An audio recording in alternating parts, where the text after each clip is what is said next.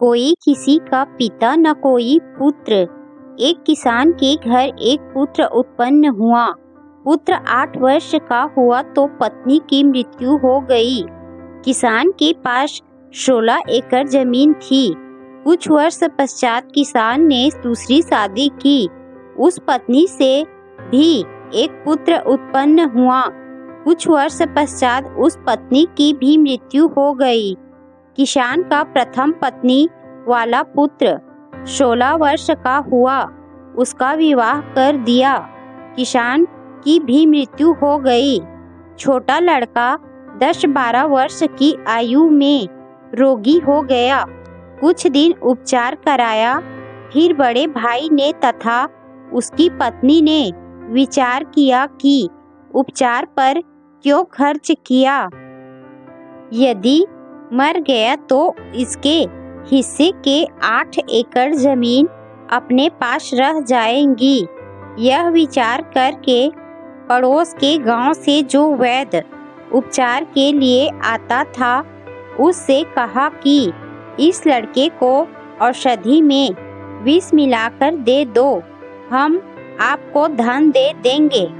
500 रुपए के लालच में वैद्य ने उस लड़के को औषधि में विष मिलाकर मार दिया। गांव वालों को बताया गया कि रोग के कारण मृत्यु हो गई। किसी को शंका नहीं हुई। बच्चे की मृत्यु रोग के कारण हुई मान ली। उस मौसी के बेटे की मृत्यु के 1 वर्ष पश्चात बड़े भाई को पुत्र प्राप्त हुआ। खुशी का ठिकाना नहीं रहा। बच्चे के जन्म की खुशी में लंगर किया। पूरे गांव में मिठाई बांटी गई। उसके पश्चात कोई संतान नहीं हुई। इकलौते पुत्र को प्रेम से पाला। अच्छा घी दूध दही खिला पिला कर हष्ट पुष्ट कर दिया। 16 वर्ष की आयु में विवाह कर दिया। उस समय बाल विवाह को गर्व की बात माना जाता था। वह लड़का रोगी हो गया। वैद्य पर वैद्य बुलाए, महंगे से महंगी औषधि खिलाई, परंतु व्यर्थ रहा। उस समय 1 महीने में 1,000 की औषधि खिलाई गई।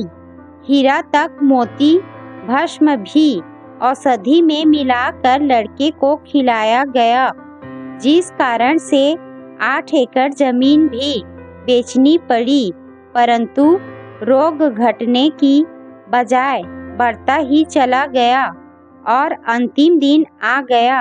लड़के का पिता चिंतित अवस्था में पुत्र के पास बैठा था। उसी समय लड़का बोला, भाई साहब, एक काम कर। पिता ने कहा कि बेटा, मैं तेरा पिता हूँ। लड़का बोला कि मैं तेरा वह भाई हूँ जिसको आपने विष देकर मरवाया था।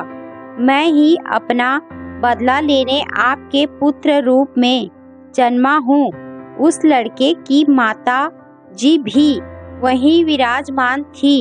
लड़का बोला कि 8 एकड़ जमीन मेरे हिस्से की थी, वह मैंने वसूल कर ली है।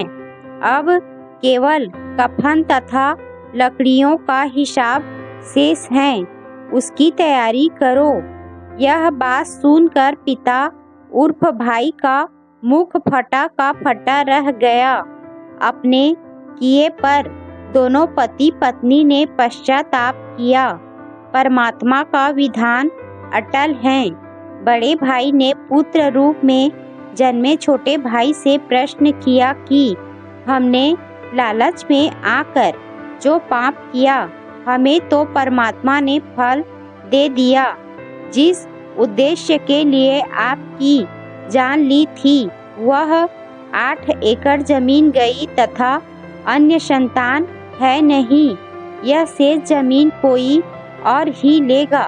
हमारा तो नाश हुआ सो हुआ, यह तो होना ही चाहिए था। परमात्मा ने न्याय किया। परंतु जो लड़की आपकी पत्नी रूप में आई हैं। इसने कौन सा अपराध किया है जिस कारण से यह सती प्रथा के तहत आपके साथ जिंदा जलाई जाएगी? इसके साथ भगवान ने अन्याय किया है। छोटा भाई उर्फ पुत्र बोला कि मेरी मृत्यु के 2 वर्ष पश्चात वह वैद्य मर गया था जिसने मुझे 500 रुपए के लालच में विष देकर मारा था। यह पत्नी वही वैद्य वाली आत्मा है। इसको वह फल मिलेगा, जिंदा जलाई जाएगी। उस समय सती प्रथा जोरों पर थी। पति की मृत्यु के पश्चात पत्नी को जिंदा उसी चिता में जलाया जाता। प्रिय पाठकों, विचार करो, परमात्मा की दृष्टि से कुछ नहीं छुपा है। जैसा करेगा वैसा भरना पड़ेगा। प्रत्येक परिवार इसी प्रकार संस्कार के कारण एक दूसरे से जुड़ा है। कोई पूर्व जन्म का कर्ज उतारने के लिए जन्मा है, कोई पूर्व जन्म का कर्ज लेने जन्मा है। उदाहरण के लिए पिता ने लड़के को पढ़ाया, शादी से 2 दिन पहले दुर्घटनाग्रस्त होकर मर गया। वह अपना कर्ज पिता से लेने आया था। बेटा जवान हुआ, कार्य करके निर्वाह करने लगा। पिता रोगी हो गया, लाखों रुपए लगे, व्यर्थ रहे, मर गया। यह पिता पिछले जन्म का कर्ज लेने आया था, कुछ देने आया था। लड़की का विवाह किया, 2 वर्ष पश्चात लड़की मर गई। बहुत दहेज दिया था। वह दामाद पूर्व जन्म के ऋण के बदले में लड़की भी ले गया और धन भी। वर्तमान में जो किसी के साथ धोखा करके धन हड़प लेते हैं, वह धन अगले जन्म में दामाद बनकर वसूलेगा। परमात्मा का अटल विधान है। बुद्धिमान को संकेत ही पर्याप्त है। उपरोक्त केवल कथा नहीं है, यह हकीकत है। कोई यह कहता है कि यह तो डराने के लिए कथा बनाई, किसी ने देखा है क्या होगा।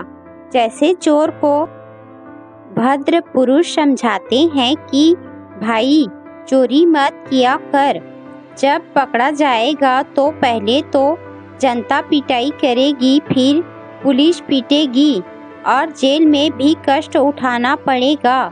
यदि कोई कहे कि यह तो चोर को डराने के लिए कहा है, किसने देखा है कि आगे क्या होता है। विचार करे कि चोर को सच्चाई से अवगत करवा कर डराया है और सच्चाई भी है।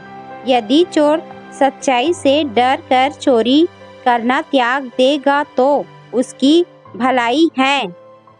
यदि कहेगा कि किसने देखा है आगे क्या होता है, उसके साथ वह सब गुजरेगी जो पहले बताई गई थी।